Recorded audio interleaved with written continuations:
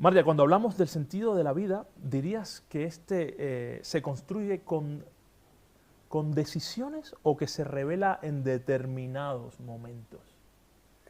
Bueno, empezamos fuerte, Fran. A ver, vamos a ver, el sentido de la vida. Bueno, yo siento que esto es una mezcla y una danza, en el fondo, de términos opuestos que están en diálogo continuamente entre sí. Es decir, por un lado se habla de gracia y por otro lado se habla de destino. Es decir, en qué medida nosotros creamos nuestro destino o en qué medida lo que sucede nos viene dado. Pues siento que son las dos cosas a la vez, porque tenemos una dimensión relativa, una dimensión que tiene que ver pues, con el tiempo que habitamos, el espacio que habitamos, nuestra condición individual particular, y luego tenemos una dimensión absoluta que tiene que ver con nuestro engarce, con la totalidad, la eternidad, la unidad o todo aquello que está más allá de toda individualidad, ¿no? Desde el punto de vista de lo relativo, todo lo que nosotros hacemos tiene un peso, es decir, hay una responsabilidad, la vida se nos da para algo y desde ahí nosotros tenemos que empezar a caminar tomando decisiones.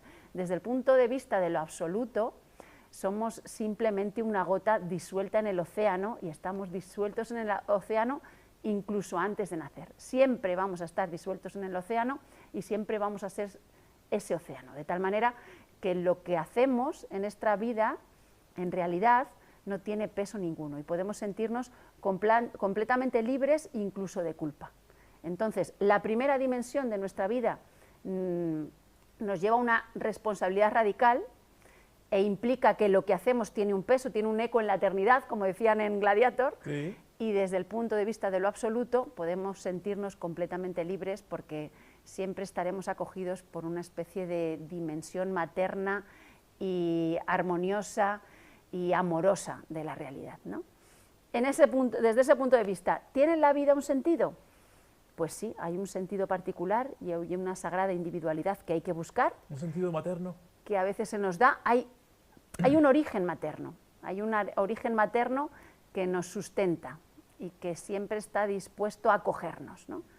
Pero también hay un destino o un sentido particular y totalmente individual, y hay una dimensión sagrada en nuestra individualidad, de tal manera que tú a lo mejor puedes ser feliz solo cocinando para gente totalmente entregado a la labor, y yo puedo encontrar sentido a mi vida solo en el cuidado de mis hijos, solo o en particular en el cuidado de mis hijos, claro. Por ejemplo, ¿no? Con lo que esto nos lleva a la vida como una aventura apasionante, de descubrimiento de qué es aquello para lo que hemos nacido.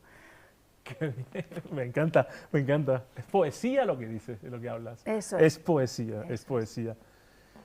Bueno, vías espirituales, vamos a meternos ahí. Las vías espirituales tradicionales, comentas, ofrecían estructura y compromiso. ¿Crees que hoy nos cuesta sostener, digamos, una vía porque nos cuesta entregarnos a algo más grande que el yo? En cierto sentido, sí.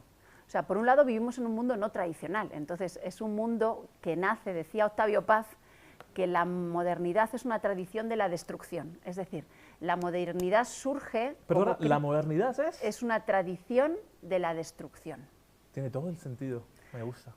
Eso es. La modernidad surge en origen para poner en tela de juicio todas las cosas que se habían dado por buenas, pero nadie había permitido poner en duda, ¿vale? Entonces nace con un espíritu crítico, pero la mayoría, por ejemplo, de los grandes ilustrados eran personas profundamente creyentes y practicaban una tradición, pero querían limpiar esa tradición de toda superstición y de toda cosa dada por buena que no pudiera experimentarse directamente, ¿no? Entonces, en origen surgen simplemente para limpiar las tradiciones, pero en último extremo acaban por tener la tentación de independizarse completamente de las tradiciones. Y aquí es cuando surge esa idea de Octavio Paz de la tradición, la modernidad es una tradición de la destrucción. Acaban como asomándose a eso, y eso nos lleva al nihilismo en último extremo. De tal manera que la tradición nace como un anhelo de preservar un tesoro que se dio en el origen, una conexión entre el cielo y la tierra, pues representada por un profeta o con un ser humano particular que ha tenido esa conexión con los cielos, pero corre el riesgo de traicionar ese origen o de traicionar el motivo por el que fue fundada, ¿no?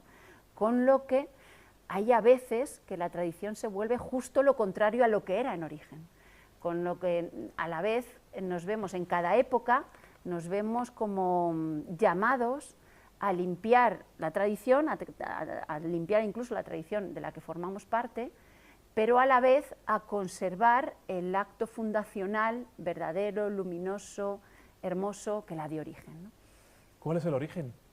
El origen, para mí, el origen último habla siempre de una unidad muy profunda entre lo eterno y lo temporal, entre lo que no se puede decir y lo que se dice, entre lo divino y lo humano o la creación entera, y es un origen que tiene que ver con el amor. Es decir, hemos sido creados para poder experimentar la belleza, la verdad, el amor, el bien, y poder iniciar el camino de regreso a casa desde esa experimentación gozosa. Venimos de un origen, por supuesto, la palabra en sí, origen. ¿Regresamos al origen o nos vamos hacia otra parte? ¿Regresamos a nuestra madre?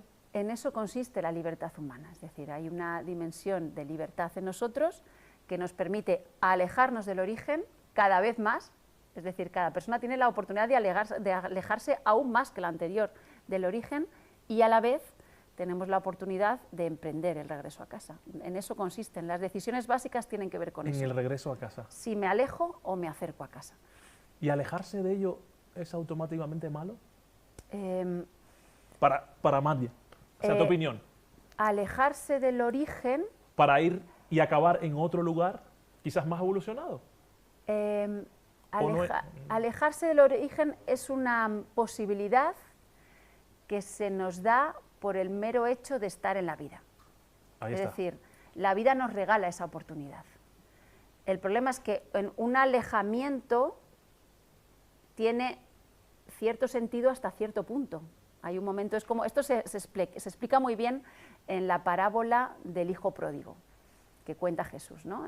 El hijo que quiere coger la herencia del padre antes incluso de que el padre haya muerto y decide con esa herencia marcharse, dilapidar la fortuna que le había quedado, irse a lugares cada vez más lejanos, y en un momento, cuando ya ha experimentado todo, se ve completamente, pues eso, pobre y sin recursos, y ahí, en ese momento, decide regresar, ¿no? Pues está muy bien explicado en la parábola del hijo pródigo, está muy bien explicada las dos oportunidades.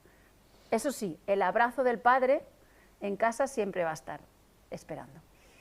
Muy bien, muy bien, muy bien, muy profundo. Eso me lleva a la espiritualidad moderna. Aquí vamos a... En las espiritualidades, perdón, modernas, ¿qué parte es apertura genuina y qué parte es miedo a la renuncia?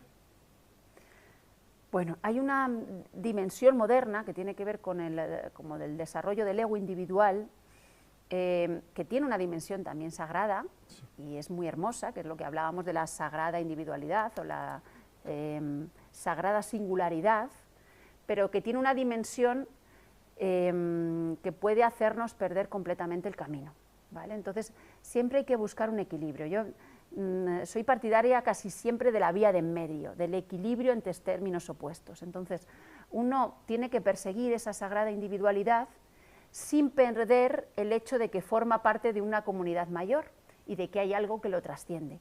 Si pierde la trascendencia, se pierde a sí mismo, también pierde la individualidad. Pero si es capaz de hacer una danza continua entre lo que lo trasciende y su particularidad, entonces haya esa vía, ese camino medio, y se encuentra a sí mismo, ¿no? Uno necesita siempre un equilibrio. Yo creo que el problema de la modernidad a veces es que hemos caído en lo que los griegos llamaban una ibris, la ibris moderna, y es en intentar irnos a los extremos, habitar completamente los extremos y no dejar espacio para ese punto medio, ese equilibrio entre los dos términos opuestos, que es en el fondo lo que da la paz interior. El gris, digamos. Eso es. No polarizarnos tanto, Eso. no dejarnos inclusive polarizar, para relativizar un poco más y mantenernos, digamos, en un término medio. Se aleja...